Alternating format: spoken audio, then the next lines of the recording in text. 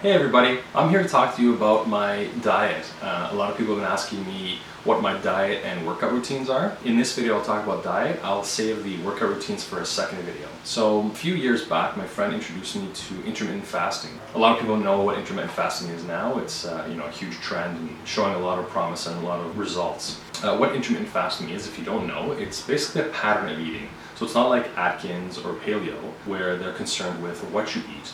Intermittent fasting is interested more with when you eat. There are a lot of methods of intermittent fasting. Some popular ones you probably heard of are lean gains, eat, stop, eat, alternate day and fast, and warrior diet. And I personally found that lean gains method was the easiest one for me to adopt for my lifestyle. A lot of studies have been done on fasting on animals and humans, and they found a lot of benefits. One of the main benefits of intermittent fasting is a weight loss. And the weight loss is due to the fact that you control your insulin levels better. So insulin is a fat deposition hormone. If you have high insulin levels, you tend to store energy as fat. If you have low insulin levels, you tend to pull energy out and burn fat. The reason why you fast is you actually decrease the amount of insulin in your body, and when you decrease the amount of insulin, you need to get energy, and it releases a different hormone called glucagon. And glucagon is the one that pulls energy out from your stores, so basically you burn fat. Second benefit that it has, that it releases human growth hormone. Human growth hormone also helps in burning fat.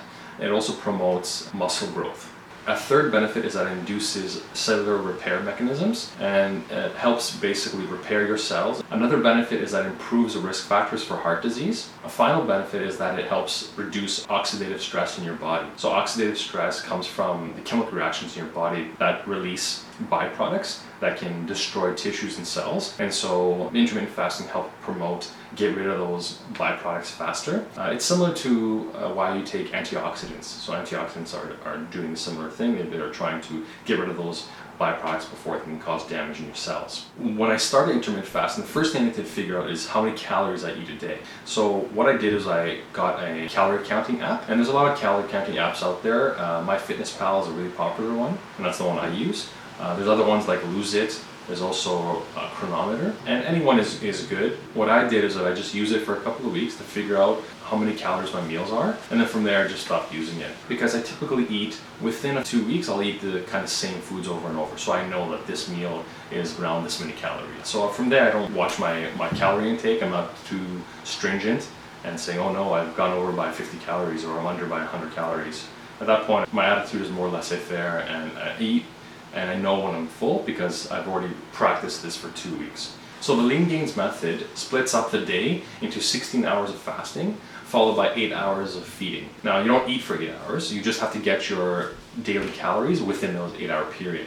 I used MyFitnessPal to figure out how many calories I need per day, and for me it's around 3,000 calories. The lean gains method suggests splitting up your two main meals at 40% and 60% in terms of your caloric intake per meal. So the first one being 40% of your calories and the next one being 60%. What I do is, just to simplify it, I do 1,000 calories in my first meal and 2,000 in my second meal. The way my day looks is that I'll wake up in the morning, the first thing I'll have is a lemon water with chia seeds. It's recommended that anything you eat in the morning doesn't exceed 100 calories because you don't want to break your fast.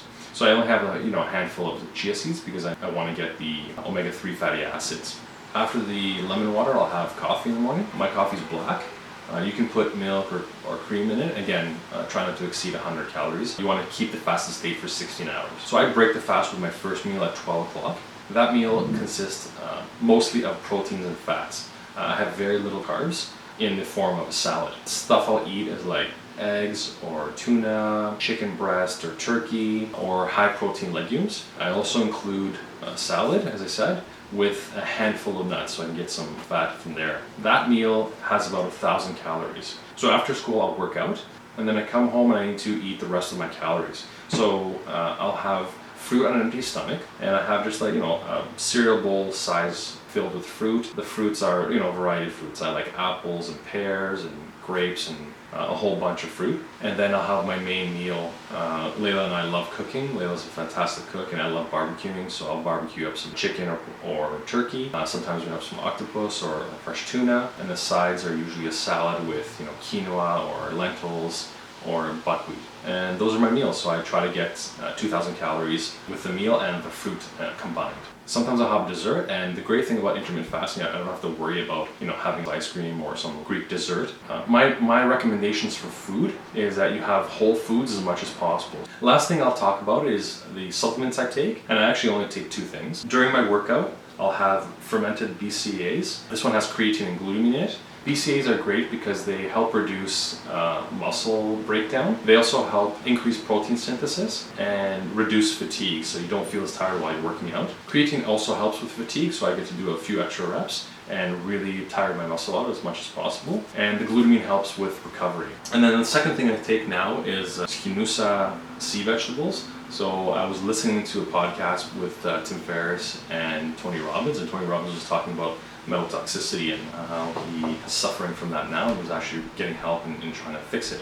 And so, I don't know, I guess I got a little nervous about it. I do eat a lot of seafood, I've liked it, and I also eat canned tuna, which I'm starting to cut down. So just recently I started taking the sea vegetables. Chlorella and spirulina have really high chlorophyll, and chlorophyll is supposed to help eliminate heavy metals from your body. I'll be getting heavy metal tested very soon to see if I actually need to do a regimen of heavy metal detoxification. So that's it. If you like my video, give it a thumbs up and share with your friends. I'll leave all the information that I used for the video in the comment section, as well as the 2 products that I use. If you have any comments or questions, leave them below and I will gladly respond and help as best as I can. Alright, thanks for joining. Bye.